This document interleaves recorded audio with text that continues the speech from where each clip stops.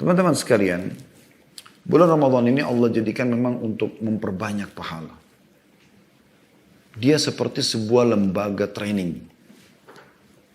Anda mungkin pernah tahu dan tidak asing, kalau seandainya perusahaan ingin meningkatkan SDM, skill dari para pegawainya, maka mereka mengikutkan di lembaga-lembaga training. Khusus untuk peningkatan skill itu. Bahkan kadang-kadang untuk peningkatan satu skill saja. Itu mereka ikutkan pegawainya dengan bayar mahal. Misalnya memunculkan sifat jujur, ya, percaya diri, tanggung jawab, amanah, dan seterusnya. Saya tahu di Jakarta banyak lembaga begitu, bayar sekian juta buat pegawainya, ikut pelatihan beberapa hari, 2-3 hari, karena dianggap lembaga training itu bagus, trainernya juga bagus, diharapkan pegawainya outputnya juga akan bagus. Dan memang betul berefek itu dalam peningkatan kinerja dan produktivitas daripada pegawai tersebut. Dan ini teman-teman sekalian, mereka masuk ke situ karena tahu lembaga ini adalah lembaga yang berkualitas, intinya seperti itu. Ramadan, ya, kalau Anda belum fahami dan belum merenungi masalah ini, dia adalah lembaga training terbesar di dunia. Trainernya langsung sang pencipta Allah. Para pegawai, staf yang mengawasi langsung para malaikat. Tidak ada lembaga training yang sehebat Ramadan. Seluruh muslim, seluruh muka bumi ini, dimanapun Anda berada, di benua manapun, di Asia, di Australia, di Amerika, di Afrika, sama, selama dia muslim, apalagi dia sudah balik, mereka sama mengikuti peraturan-peraturan yang sama. Yaitu puasa di siang hari, sholat malam di malam harinya. Tentu selain mengerjakan sholat wajib 5 waktu. Dengan ditambah juga ibadah-ibadah yang lainnya. Dan setiap muslim pada saat itu bersaing satu sama yang lain, tanda kutip dalam hal positif, untuk lebih baik daripada yang lainnya. Baik untuk lebih baik dari diri dia sendiri yang selama ini mungkin kurang dalam membaca Al-Quran, berzikir, berdoa, bersedekah, dan seterusnya. Begitu juga dengan muslim-muslim yang lain, bersaing positif. Oh, teman saya membaca 1 juz Al-Quran sehari, saya juga harus 1 juz, atau saya harus 2 juz. Dia bersaing positif. Dan ini boleh dalam Islam. Dengan tidak berharap teman kita itu gagal misalnya. Seperti bagaimana Umar bin Khattab radhiyallahu anhu pernah melihat atau mencari tahu kenapa Abu Bakar di siang hari tidak pulang ke rumahnya. Ditemukan ternyata Abu Bakar itu pergi ke rumah seorang ibu tua yang buta matanya di pinggir kota Madinah, dan beliau selalu tiap hari menyapu rumah ibu tersebut, mencucikan bajunya, menyiapkan makannya untuk seharian. Besok lagi beliau datang. Bertahun-tahun beliau kerjakan itu. Maka Umar pada saat tahu nangis, lalu mengatakan, dengan perbuatan seperti inilah wahai Abu Bakar engkau ya, mendahului kami. Amal soleh akan dilipat gandakan selama Ramadan, teman-teman sekalian. Dan ini juga sebuah bonus khusus bagi umat Islam. Umat Muhammad SAW. Umur kita dibatasi oleh Allah Subhanahu Wa Taala. Sebagaimana sabda Nabi SAW dalam hadis yang masyhur. Ya, umur umatku hanya 60 sampai 70. Dan sedikit yang melampaui itu. Hadis sahih riwayat Al-Hakim dan nomor 427. Kata Nabi SAW, "A'maru ummati ma baina 60 ila 70 wa aqalluhum man yajuzu dhalik." Jadi ini umur umumnya umat Muhammad SAW 60 sampai 70. Kalau ada lebih itu sudah bonus. Ada juga meninggal sebelumnya, tapi ini umumnya. Sementara umat-umat sebelum kita umurnya panjang. Anda bayangkan kalau umur kaumnya Nabi Nuh. Nabi Nuh disebutkan dalam Al-Quran berdakwah di kaumnya 950 tahun. Dan itu yang didakwai satu generasi. Sampai pada Nabi Nuh AS melewatin seorang ibu lagi menangisi anaknya meninggal di umur 60 tahun. Lalu kata Nabi Nuh AS, kenapa kau menangis wahai hamba Allah? Kata ibu yang mukminah itu, wahai Nabi Allah, dia meninggal masih kecil. 60 tahun dia meninggal masih kecil. Dia belum melalui umurnya yang panjang seperti umumnya orang-orang. Maka kata Nabi Nuh AS, jangan kau tangisi anakmu. Karena akan datang nanti di akhir zaman. Kita yang disinggung oleh Nabi Nuh AS. Umat manusia seperti kita Yang umur anakmu ini termasuk umur sudah tua bagi mereka. 60 tahun. Kalau umur umat Nabi Nuh ada yang sampai 1000. 900, 1100 tahun. Umur mereka sangat luar biasa. Ya, Nabi Nuh dakwai satu kaum itu. Ya. Satu generasi. Artinya kalau mereka beramal, ya, teman-teman sekalian, selama 100, anggaplah 500 tahun dia beramal. Bagaimana caranya kita mengejar mereka? Sementara kita tahu umat Muhammad SAW adalah umat yang terbaik. Kata Nabi SAW, surga diharamkan untuk nabi-nabi sebelum aku masuk dan terharamkan sebelum umatku masuk. Kita dahulu menjadi ahli surga. Bahkan kata Nabi SAW, demi zat yang jiwaku dalam genggamannya, maksudnya demi Allah, kalau kalian akan menjadi setengah penghuni surga. Kita ini banyak. Bagaimana mempertemukan antara umur yang pendek dengan penghuni surga yang terbanyak? Dengan umat yang paling afdal. Sampai kata Nabi SAW, tidak ada satupun umat sebelum kalian kecuali berharap menjadi kalian. Nah, jawabannya sederhana. Allah Subhanahu wa taala memberikan atau mengaruniakan umat ini beberapa tempat, ya, waktu yang bisa mereka lipat gandakan amal soleh. Ada yang Masjidil Haram dengan 100.000 pahala, ada yang Masjid Nabawi dengan 1000 pahala, gitu kan? Kalau Anda bilang kan Masjid Haram sudah ada dari zaman Nabi Ibrahim AS, Masjid Nabawi belum ada, 1000 pahala. Itu ada setelah Nabi SAW datang, gitu kan? Dan berlaku hanya untuk umat Islam. Kalau orang kafir sholat itu tidak ada. Tidak dapat pahala mereka. Jadi ada pelipat gandaan waktu, tempat. Waktu juga begitu. Di antaranya adalah Ramadan ini. Oleh karena itu setiap muslim memang harus betul-betul, ya, fokus, ya, dengan seluruh potensi dia untuk bisa menyambut Ramadan. Ramadan memiliki banyak kemuliaan teman-teman sekalian. Kita akan coba rangkumkan dalam beberapa poin. Yang pertama, dia adalah bulan turunnya Al-Quran. Al-Quran adalah pedoman kaum muslimin. Dia bukan karangan seorang profesor, bukan seseorang yang penulis yang handal sehingga bukunya menjadi bestseller. Bukan. Al-Quran adalah kalamullah, perkataan Allah. Siapa Allah? Pencipta langit dan bumi.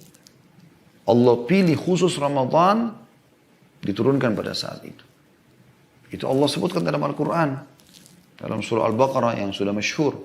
Ayat ini sering diulangi oleh para dai-dai kita di mimbar-mimbar. Di bulan Ramadan atau di luar Ramadan. Ya, atau menjelang Ramadan tepatnya. Ya. Biasa dibahas masalah itu. Ayat 185 Anda bisa buka aplikasi Al-Quran. Di handphone Anda masing-masing yang bunyinya. A'udhu billahi minasyaitonir rajim. Syahrul Ramadan alladhi unzila fihil Qur'an hudan linnasi wa bayyinatin minal huda wal furqan. Al-ayah. Artinya, bulan Ramadan adalah bulan yang di dalamnya diturunkan Al-Quran. Dipilih khusus oleh Allah untuk turunkan kitabnya. Sebagai petunjuk bagi manusia. Dan penjelas, ya, atau penjelasan mengenai petunjuk itu. Dan pembeda antara yang benar dan yang batil atau yang salah. Juga disebutkan kalau Nabi SAW lebih gencar mempelajari Al-Quran di Ramadan. Melalui Jibril alaihissalam. Dinukil dari Ibnu Abbas radhiyallahu anhuma dalam sebuah riwayat yang sahih, riwayat Bukhari nomor 6, ya. Karena Rasulullah sallallahu alaihi wasallam ajwadan nasi wa kana ajwadu ma yakunu fi Ramadan hina yalqahu Jibril wa kana yalqahu fi kulli lailatin Ramadan fayudarisuhu al-Qur'an. Fala Rasulullah sallallahu alaihi wasallam ajwadu bil khairi min rihil mursala. Artinya Rasulullah SAW adalah manusia yang paling dermawan, terutama di bulan Ramadan. Jadi Ramadan berarti ada nilai plusnya. Kenapa Nabi SAW lebih dermawan di Ramadan? Lebih banyak bersedekah. Ketika Jibril alaihissalam datang menemuinya pada setiap malam dari malam-malam Ramadan, di mana Jibril mengajarkan Al-Quran kepada Nabi SAW. Sungguh Rasulullah SAW adalah orang yang paling dermawan, mengalahkan hembusan mengalahkan hembusan angin. Atau lebih dermawan daripada hembusan angin. Jadi lebih cepat maksudnya dalam bersedekah. Ya. Oleh karena itu teman-teman sekalian, Ramadan kita jadikan momentum yang paling tepat untuk lebih banyak mengenal Al-Quran. Kurang lebih ada 4 hal yang harus Anda perhatikan dalam Al-Quran. Yang pertama adalah membacanya. Di sini Anda ngerti artinya atau tidak ngerti artinya, baca. Yang penting bacaannya benar. Kenali huruf-huruf hijaiyah. Dan sebutkan dengan sebutan yang benar. Bedakan mana tha, mana sin, mana zal, mana zai, mana shin, mana dha. Beda semua. Tha wa ala thalatha. Tha. Zalika, zal. Zulzila, zai. Sin sama shin, idha syamsu. Syamsu. Shin sama sin. Bedakan dengan dha, zalimin, zalimin. Harusnya dibedakan. Bedakan mana alif, mana ain. Karena akan berubah makna. Alhamdulillahi rabbil alamin. Beda dengan alamin. Bedakan antara ta sama ta. Ya. Ini harus dibedakan semua. Anda belajar. Yang penting sebutannya benar. Maka insya Allah Anda akan dapatkan apa yang dijanjikan oleh Nabi SAW. Kita renungi hadis-hadis ini. Yang pertama hadis riwayat Muslim nomor 804. Kata Nabi SAW, Iqra'ul Qur'ana fa'innahu ya'ti yawmal qiyamati syafi'an li ashabihi. Selalulah baca Quran. Ngerti atau nggak ngerti, yang penting bacanya benar.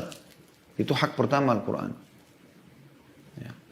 Kalau orang harus mengerti semua isinya baru kemudian baca, maka orang mungkin tidak ada yang baca Al-Quran. Kecuali orang-orang Arab yang mengerti bahasa Arab. Tapi ini yang pertama membacanya. Dan ini dianjurkan mulai dari Al-Fatihah surah nomor pertama, Al-Baqarah surah nomor 2, Al-Imran surah nomor 3, An-Nisa surah nomor 4, Al-Ma'idah surah nomor 5, Al-An'am surah nomor 6, terus begitu. Al-Anfal, terus sampai An-Nas, surah nomor 114. Anda baca, mengkhatam, ulangi lagi, mengkhatam, ulang lagi. Kata Nabi SAW, baca Al-Quran itu karena dia akan menjadi penolong bagi pembacanya pada hari kiamat. Kalau Anda suka baca, Anda diperumpamakan oleh Nabi SAW, orang mukmin yang suka baca dan dia mahir dalam membaca, benar tadi bacaannya, diperumpamakan dengan utrujah. Itu istilah atau nama buah, baunya wangi, rasanya manis. Kata Nabi SAW, Al-mu'minu alladhi yaqra'ul Qur'ana wa ya'malu bihi kal utrujah. Orang mukmin yang baca Quran dan mengamalkan isinya, maka dia seperti buah utrujah. Ta'muha tayyibun wa rihuha tayyib. Rasanya enak, ya, dan baunya wangi. Wal mu'minu alladhi la yaqra'ul Qur'an wa ya'malu bihi katamra. Orang mukmin yang tidak baca Quran, tapi dia mengamalkan isinya. Seperti banyak umat Islam, dia sholat, dia puasa, tapi dia tidak membaca Al-Quran. Katamra, seperti kurma. Ta'muha tayyib wa la rihalha. Rasanya manis, tapi nggak ada bau wanginya. Kurma biar kita cium-cium nggak ada bau. Ya. Tapi rasanya manis. Kemudian Nabi SAW juga bersabda, Al-mahiru bil-Qur'ani ma'as safaratil kiramil barara. Orang yang mahir dalam membaca Al-Quran, maka dia akan bersama dengan para malaikat. Walladhi yaqra'ul Qur'ana wa yatata'ta'u fihi wa huwa alaihi syakun lahu ajran. Dan orang yang membaca Al-Quran, sementara dia terbata-bata dalam membacanya, kesulitan dalam membacanya, maka dia akan mendapatkan 2 pahala. Maksudnya didobelkan pahala dia. Hadis sahih riwayat Muslim nomor 798. Oleh karena itu, dari hadis-hadis ini kita bisa lihat bagaimana keutamaan membaca Quran. Tentu keutamanya sangat banyak, tapi ini diantaranya. Dan Ramadan bulan yang paling tepat untuk membaca Al-Quran. Sampai dikatakan para sahabat ridwanullahi alaihim kalau tiba Ramadan, cuma 2 dari lisan mereka. Al-Quran atau perkataan yang baik. Udah gak ada lagi omong kosong. Tapi Al-Quran ini luar biasa. Bahkan di antara mereka ada yang mengkhatam Al-Quran setiap malam. Setiap malam khatam Al-Quran 1 kali. Ada yang 3 hari. Al-Quran terus. Tidak pernah mereka tinggalkan. Itu di Ramadan. Maka mulai sekarang persiapkan diri Anda. Supaya nanti Ramadan Anda sudah terbiasa membaca Al-Quran. Mulai baca. Hak yang kedua Al-Quran adalah mentadabburi. Nah, beda dengan membaca saja. Kalau tadabbur ini, kita memilih 10 ayat Al-Quran. Tidak harus berurut dari Al-Fatihah, Al-Baqarah, Al-Imran, tadi terus sampai An-Nas. Tapi Anda boleh pilih surah yang paling Anda sukai. Misal, Anda mau mulai dengan mempelajari kenapa Allah menamakan beberapa surah Al-Quran dengan nama-nama hewan seperti Al-Ankabut, laba-laba, An-Naml, semut misalnya, Al-Baqarah, sapi betina, Al-Fil, gajah. Kenapa ini? Anda mulai tadabbur di situ. Tadabbur artinya membacanya dan di sini memahami maknanya. Ya. Jadi ini yang kedua ini. Ada membaca tidak paham makna, dia baca saja untuk mengejar pahalanya. Ada membaca untuk memahami maknanya. Dan ini memang lebih banyak terjadi teman-teman sekalian di kalangan para sahabat. Mereka tidak melewati 10 ayat. Per 10 ayat. Allah berfirman tentang masalah tadabburin dalam surah Muhammad surah nomor 47 ayat 24. A'udzubillahi minasyaitonirrajim. Afala yatadabbaruna al-Qur'an? Afala yatadabbaruna al-Qur'ana am ala qulubin aqfaluha? Mengapa mereka tidak mentadabburi Al-Quran? Atau memang hati mereka sudah terkunci? Ya. Sudah terkunci. Jadi Anda tadabburi itu. Atau Anda mungkin perempuan mau pelajari tentang wanita, ada surah An-Nisa. Ada juga nama perempuan surah Maryam. Atau Anda mau pelajari tentang nabi-nabi. Ada surah Hud. Ya. Ada surah Ibrahim. Ada surah Yusuf. Ada surah Yunus. Ada surah Muhammad alaihissalatu wassalam semuanya. Ada tentang kiamat. Surah Al-Qiyamah. Al-Zalzalah. Al-Haqqah. Ya, banyak. Maka Anda bisa tadabbur dengan mempelajari semua itu. Kalau Anda mau menggabungkan antara membaca dengan tadabbur bisa juga. Misalnya Anda ingin membaca Al-Quran dengan niat menghatamnya, maka Anda sekalian tadabbur. Jadi Anda mulai dari surah Al-Baqarah, surah Al-Fatihah yang 7 ayat dipelajari, ya, ditadabburi isi-isi kandungan maknanya, sebab turunnya, pendapat ulama, baru Anda pindah lagi. Tapi ini akan lama Anda menghatamnya. Tapi kalau Anda lowongin misalnya ada waktu misal habis subuh khusus untuk membaca Al-Quran. Berapa ayat pun terserah Anda. Yang penting nanti Anda menghatamnya. Nanti habis duhur Anda tadabbur. Khusus 10 ayat Anda renungi benar-benar makna-maknanya. Sebab turunnya pendapat ulama. Nah itu lebih baik, lebih efektif. Sehingga yang ini menghatam iya, yang ini memang butuh waktu lama. Karena Anda untuk mempelajari, mengorek-orek ilmunya segala macam ini kan butuh waktu itu tadabbur. Kemudian yang ketiga menghafalnya. Menghafal ini kurang lebih sama metodenya dengan tadabbur. 10 ayat saja per hari. Kalau Anda bisa lebih alhamdulillah. Tapi kalau Anda mau lebih mudah ringan 10 ayat per hari. Ya. Insya Allah kalau Anda hafal habis subuh misalnya 10 ayat tersebut. Mungkin setengah jam. Di waktu sholat duha Anda pakai. Saya 10 ayat. Anda sholat duha anggaplah 2 rakaat. Berarti 5 ayat di rakaat pertama setelah Al-Fatihah. 5 ayat juga di rakaat kedua. Kalau Anda sholat lebih dari 2 rakaat. Misalnya 4 rakaat. Anda bisa ya ulangi lagi. Anda sholat sampai 8 rakaat Anda bisa ulangi terus. Di Qobliyah duhur. Di 2 rakaat sholat duhur. Di Ba'diyah duhur. Di Qobliyah asar. Di sholat 2 rakaat pertama asar. Karena 2 rakaat pertama yang ada surah setelah Al-Fatihah. Di Qobliyah maghrib. Di maghrib kita kalau berjamaah tentu imamnya yang membaca dengan suara jahar. Tapi di Qobliyah maghrib 2 rakaat. Dan di Ba'diyah maghrib 2 rakaat. Di Qobliyah isya 2 rakaat. Di Ba'diyah isya 2 rakaat. Belum sholat tahajudnya. Ini kalau dalam sehari Anda ulangi terus 10 ayat Anda akan hafal di luar kepala. Hari kedua juga begitu. Hari ketiga juga begitu. Al-Quran ada 6.000 sekian ayat ya. Kalau Anda setiap hari hafal 10 ayat, dalam 1 bulan Anda punya 300 ayat. Ya, dalam 1 bulan. 10 bulan Anda punya 3.000 ayat. Berarti kurang dari 2 tahun Anda bisa hafal 30 juz. Tapi kan nanti saya bisa lupa saat itu. Bisa saja Anda lupa, tapi tidak mungkin orang lupa semuanya isi Al-Quran. Anda lupa, Anda tinggal ulangi. Pakai dalam sholat. Gunakan hafalan Quran pada saat lagi menuju ke kantor, lagi di atas sepeda, pakai headset, lagi di motor, lagi di mobil, tinggal dengarkan. Segala macam hal bisa kita pakai sekarang, connectkan dari handphone kita. Segala macam teknologi sekarang sudah sangat canggih. Atau mungkin ada flash disk yang dipasang, atau mungkin ada hard disk yang dicolok. Segala macam hal bisa kita lakukan. Anda hafal Al-Quran. Ya. Kemudian yang selanjutnya adalah mengamalkan isinya. Tentu masalah menghafal Quran ini ada hadis yang menjelaskan masalah keutamanya. Di antaranya adalah sabda Nabi SAW. Ya. Yaji'ul Qur'ana yawmul qiyamah. Al-Quran akan datang pada hari kiamat. Fayaqulu ya Rabbi. Hallihi. fayulbasu tajal karamah. Berikan penghafalku ini perhiasan. Lalu Allah memberikannya mahkota kemuliaan. Thumma yaqulu ya Rabbi zidhu fayulbasu hullatul karamah. Maka Al-Quran mengatakan, tambahkan buat dia ya Allah. Maka Allah pun menambahkannya mahkota kemuliaan. Thumma yaqulu ya Rabbi irda anhu fayarda anhu. Maka Al-Quran mengatakan lagi, ya Allah ridolah kepadanya. Ridho artinya jangan pernah kau marah sama dia ya Allah. Maka Allah pun ridho kepadanya.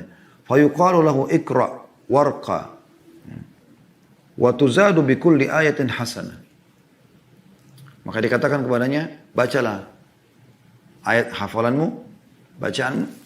Setiap satu ayat satu derajat di surga. Dan setiap satu ayat ditambahkan satu pahala lagi.